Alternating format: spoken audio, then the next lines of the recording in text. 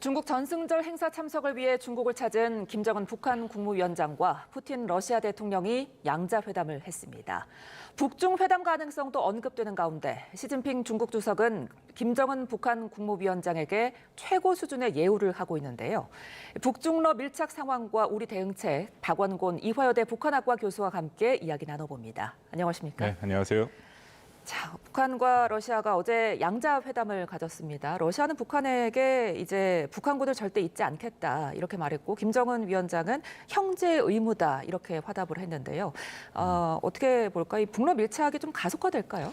이게 다자 행사에서 양자회담을 꽤 길게 했습니다. 예. 좀 이례적인 거고요. 방금 말씀하신 것처럼 양측의 근데 입장이 다 확인이 됐고 특히 이례적으로 모두 발언을 공개를 해서 김정은의 직접 발언을 우리가 들어볼 수 있었죠. 네. 방금 말씀하신 것처럼 둘 다 푸틴 대통령도 당연히 북한이 파병해 준 거에 대한 감사함을 일단 우선적으로 표시를 했고 예. 이런 표현이 나왔습니다. 당신의 군과 군 가족들이 겪은 희생에 대해서 여기에 대해서 김정은 위원장도 똑같이 우리 군인들의 업적을 거듭 치하한다. 최근에 북한 내부에서 김정은 위원장이 속죄한다라는 말까지 쓰면서 희생자들에 대해서 영웅화 작업을 하고 있거든요. 그래서 그런 내용들이 양측 정상에서 다시 확인이 됐고 근데 중요한 것은 김정은이 이런 얘기를 또 했습니다. 러시아를 도울 것이다. 도우는데 무엇이든 할 것이다. 앞으로도 북러 간의 관계를 계속 유지하고자 하는 이제 그런 모습들이 읽히는데요. 전반적으로 근데 조금 조심스러운 게 있는 게 북한의 입장에서는 러시아 우크라이나 전쟁이 어느 형태인지 언제인지는 모르지만 결국 종전이 되면 예. 그 후에는 지금 같은 러시아와의 협력의 수준을 유지하기 쉽지 않다라는 이제 그런 우려는 좀 있습니다. 그래서 사실 이번에 중국을 가게 된 것도 한 국가의 모든 것을 다 의존하는 것이 아니라 중국을 통해서 좀 자신의 그런 위험 분산 같은 것을 하는 그것이 전형적인 북한의 이른바 시계추 외교라 해서 강국 사이를 오고 가는 외교거든요. 네. 그 모습이 이번에 연출됐다고 생각합니다. 자, 이렇게 두 정상은 좀 서로 존중하고 화기애애한 모습을 연출했는데 반면에 이 양국의 수행원들은 뭐 에어컨 온도를 두고 뭐 신경전을 벌이기도 했다고요? 뭐 이런 에피소드들은 좀 있습니다. 네. 그러니까 이것이 뭐 철저하게 통제되기는 어렵죠. 모든 예상치 못하는 게 있어서 네. 그 보도된 내용에 따르면 북한 측은 온도를 23도를 하기를 원했고 러시아 측은 20도를 하기를 원해서 서로 네. 누가 이것을 하느냐에 대해서 실강이가 있었다 하는데요. 예. 뭐 이런 사소한 온도 설정에도 사실은 수행원 같은 경우에 자신들의 정상이 원하는 그런 수준을 맞추려고 한 거니까 네. 하나의 에피소드 정도로 생각하시면 될 것 같습니다. 예. 자, 이번에 이제 푸틴 러시아 대통령이 김 위원장을 러시아에 초청을 하기도 했는데 김 위원장이 여기에 응할지도 궁금하거든요. 갈 가능성은 늘 열어놓고 봐야죠. 특히 올해가 북한이 8차 당대회 5개년 계획을 했던 마지막이고 내년에 9차 당대회를 합니다. 네. 그렇다면은 가장 핵심적으로 김정은 위원장이 하고 있는 업적 중에 하나가 이번에 중국 간 것도 굉장히 큰 업적이고 그거에 앞서서 러시아와의 협력, 특히 러시아 우크라이나 전쟁에 파병을 했던 이제 그런 것들을 자신의 업적으로 삼고 있는데 그 마지막 단계가 아무래도 김정은의 본인의 직접 러시아를 가는 방러가 될 거라는 가능성은 있거든요. 다만 뭐 일정이 갑자기 중국을 가게 된 거, 뭐 최소한 우리한테는 갑자기 알려진 것은 맞으니까요. 근데 러시아를 또 갈 만한 연말까지의 그 시간이 나올지는 조금 의문스럽긴 합니다. 네, 어제 이제 중국 전승절 행사에서 가장 눈에 띄었던 대목은 아무래도 이 북중러 정상이 한 자리에 나란히 선 모습이었습니다. 시 주석이 그만큼 이제 김 위원장에 대한 어떤 예우를 한 모습인데 어떤 속내가 있었을까요? 뭐 최대치의 예우죠. 예. 이거는 미국을 상대로 해서 보내는 메시지다라고 판단이 되고요. 물론 북중러의 어떤 삼각구도로 해서 신냉전이라고 많이 얘기되는 그런 것은 좀 피하려고 했습니다. 왜냐하면 신냉전의 진영을 구축할 경우에는 이 중국이 훨씬 불리하게 돼 있습니다. 여러 가지로. 왜냐하면 중국을 따라가는 국가들이 26개국이 와 있지만 그들 모든 국가가 정말 중국이 어떤 진영을 만들어서 자신들한테 들어오라면 다 들어올 것이냐. 그것도 상당히 의구심이 되거든요. 네. 반면에 미국은 뭐 트럼프 대통령이 일방주의를 하기는 했지만 한국을 비롯해서 나토, 유럽의 핵심 동맹국, 사실은 세계를 끌어가는 그 국가들이 한 그룹을 이루고 있는 것은 맞거든요. 그렇기 때문에 진영주의를 결연히 반대한다는 것이 시진핑의 기본적인 입장이었는데 이번에 어쨌든 북중러에 그렇기 때문에 사진을 통해서 보여주는 그 장면이 훨씬 더 상징적인 의미가 있었다라고 판단이 되고 이걸 통해서 나름대로 미국을 상대로 자신의 어떤 세력을 보여준 거고요. 특히 김정은의 북한에 대해서는 트럼프 대통령이 계속 김정은과의 관계가 좋다라는 얘기를 했지 않습니까? 예. 만나겠다. 예. 근데 거기에 대해서 시진핑 주석이 보내는 메시지는 트럼프 대통령에게 당신이 아무리 그렇게 얘기해도 결국 북한에 대한 영향력은 본인이 갖고 있다. 그러니까 자기가 부르면 온다. 이제 그런 식으로 해서 어떤 영향력, 세력권을 보여주는 그런 행보였다고 생각합니다.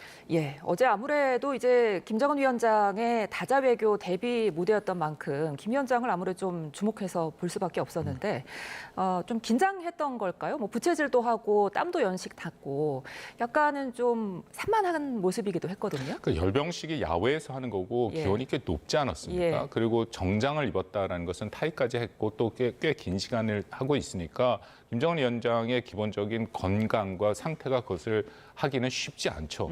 이제 보통 에어컨을 틀 정도의 날씨에 외부에 있었기 때문에 네. 이것은 늘 김정은의 그 건강에 대한 문제는 그렇기 때문에 계속해서 나오는 이슈다라고 보시면 될 것 같습니다. 네. 자, 그리고 북한 수행원들의 모습도 굉장히 눈에 띄었습니다. 어떤 김 위원장의 생체 정보 유출을 막기 위해 안간힘을 쓰는 모습이었는데 김 위원장이 잠시 앉았던 의자도 막 굉장히 닿고 이런 모습들 많이 보였어요. 여기에 아예 현장 잔여물 처리 담당이 있습니다. 네. 보안 요원들이 있으면서 예. 쭉 다니면서 김정은 위원장의 모든 흔적을 다 없애는 거죠. 예. 심지어는 뭐 잘 알려진 겁니다. 화장실도 네. 그 가지고 다닌다라는 거지 않습니까? 예. 그 배비물에서 배송물 속에서 나오는 DNA 건강 자료 같은 것들이 있기 때문에 그걸 보면 혈당이나 신장, 간 기능 같은 것들을 알 수 있고 아주 철저하게 지금 사진에 나오는 것처럼 모든 흔적을 지우는 그것만 전담하는 인원이 있을 만큼 또 특히 북한이란 체제에서 이 수령의 건강이라는 그 정보는 가장 높은 수준의 그런 그 비밀로 유지되는 것이고요. 예. 또 어떻게 보면은 그 김정은의 건강이 이상하지 않은 게 이상할 정도로 본인의 생활 스타일이라든지 생활 습관이라든지 또 몸무게라든지 그리고 이게 가족 병력도 있습니다. 예. 이제 그런 것을 생각을 할 때 이 건강에 대한 정보는 매우 중시하고 있는 것은 분명합니다. 이번에 김 위원장이 묵는 숙소 정보도 공개하지 않고 있는데 이 부분도 역시 앞에 것과 좀 연결이 되는 걸까요? 그렇습니다. 이게 보안상의 이유도 있고 방금 말씀하신 숙소가 보통 조호대에 있었죠. 이전에 네. 같은 경우에. 그러면 그건 어쨌든 중국이 마련한 숙소이기 때문에 또 중국도 나름대로 김정은 위원장의 건강에 대해서 정보를 캐려고 할 가능성도 있거든요. 그래서 예. 이번에는 아마도 주중 북한 대사관에 있을 가능성이 매우 높아 보입니다. 최근에 리모델링도 했고 그 대사관에 있다라는 것은 철저하게 정보를 통제할 수 있기 때문에 예. 그리고 또 하나는 아직까지도 김정은의 일정이 확인이 안 됩니다. 그러니까 좀 유연한 일정도 그 안에 들어가 있으면 확인이 되는 거고 밖에 있으면 아무래도 취재진에 노출돼 있고 또 보안상의 이유도 있고 그래서 보통 북한의 지도자들이 해외를 갈 경우에는 그곳에 있는 자신의 대사관을 이용하는 경향이 매우 강하죠. 자, 그리고 또 한 가지 눈에 띄었던 점이 김 위원장이 딸 주애를 이제 데리고 왔다는 건데요.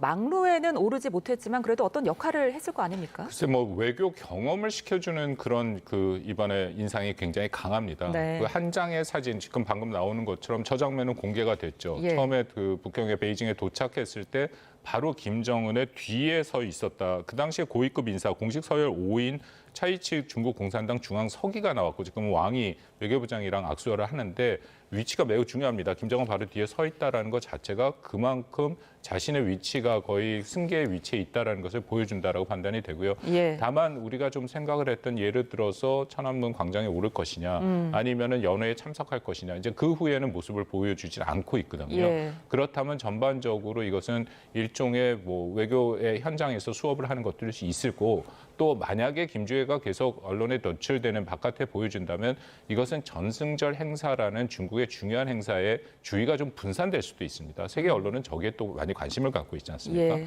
이제 그런 면들을 통해서 조금은 행동을 좀 제한하고 있다라고 판단이 됩니다. 이렇게 되면은 이 주애가 김 위원장의 후계자가 될 가능성이 높다고 봐도 되겠습니까? 글쎄 뭐 그 가능성을 열어놓고 봐야겠죠. 완전히 확정됐느냐까지는 우리가 얘기할 수는 없지만 굉장히 강력한 후보임의 하나인 것은 분명해 보이고요. 네. 이번에도 뭐 그전에 우리가 두 번의 세습을 경험을 했기 때문에 세습하기는 과정에서 후계자로 결정되면은 김일성은 김정일을 데려가고 김정일은 김정은을 또 뭐 이런 식으로 하는 그런 특히 김일성은 김정일을 중국에 데려가서 보여준 적이 있습니다. 예. 이제 그런 그 과정들이 있어서 혹시라도 이번에 김주혜도 그런 것이 아닌가 하는 그런 추정은 가능한데요. 예. 근데 문제는 아직까지도 여러 가지 김주혜를 후계자로 했을 때 해결해야 할 문제가 많이 있다. 일단은 2013년생, 13세입니다. 예. 보면 최소한 어른이 될 때까지 성인이 될 때까지 7, 8년을 더 기다려야 되는데 너무 빠른 후계 구도를 지금 얘기하고 있고 그러면 왜 이렇게 빨리 후계 구도를 얘기를 하느냐는 아까 말씀 나눈 김정은의 건강에 대한 문제, 예. 항상 건강에 대해서 뭔가 우려 사항이 있으니까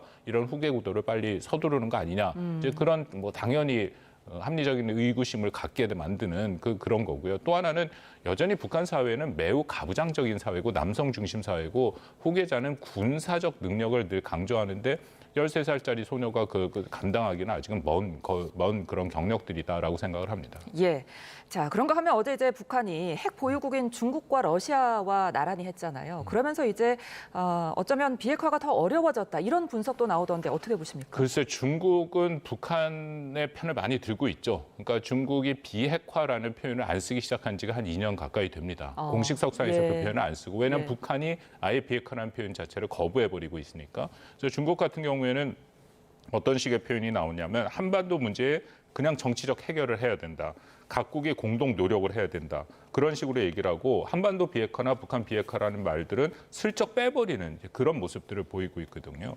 중국 고위 외교 당국자들한테 질문하면 그냥 이렇게 얘기합니다. 중국의 입장에는 변화가 없다. 그래서 비핵화라는 말을 하기가 싫어한다라는 것이 분명히 보이고 예. 그렇기 때문에 이것은 북한의 그런 어떤 전략에 중국이 상당 부분 동조하고 있는 모습이다라고 판단이 됩니다. 예. 자, 이렇게 북중러가 밀착하면서 북미 협상이랑 보조를 맞추면서 우리가 좀 페이스메이커 역할을 하려던 이재명 대통령의 구상에도 좀 차질이 생긴 게 아니냐 이런 우려도 나오거든요. 그만큼 한미 관계가 더 중요해졌죠. 아. 어쩔 수 없이 그렇게 됐다. 그리고 결정적으로 남북 관계의 개선이 매우 어렵습니다. 북한이 2023년 12월 8기 9차 전원회의를 통해서 명백하게 한국을 적대적 두 국가라고 얘기를 했고 예. 더 이상 동족의 개념이 없다라고 얘기했고요. 김정은이 직접 지시를 한 것이 대한민국 그들이 표현하면 족속이라고 표현을 쓰는데 대한민국 족속들이랑은 그 어떤 접촉도 하지 말라라고 명령이 내려진 상태거든요. 그러니까 이런 자신들의 노선, 정책이 변화되지 않는 한 한국은 북한과의 관계를 의미 있게 가져가기가 매우 어렵다. 그렇다면은 어쨌든 미국 간의 협상은 저는 시작될 가능성이 좀 있다고 생각을 합니다. 그럴 예. 경우에 한국은 미국과의 철저한 공조를 통해서 그 협상 과정에서 뭐 남북 관계에 좀 공간을 연다든지 이제 그런 필요성이 훨씬 강해졌다라고 볼 수 있는 거죠. 알겠습니다. 오늘 말씀 여기까지 듣겠습니다. 지금까지 박원곤 이화여대 북한학과 교수와 함께했습니다. 고맙습니다.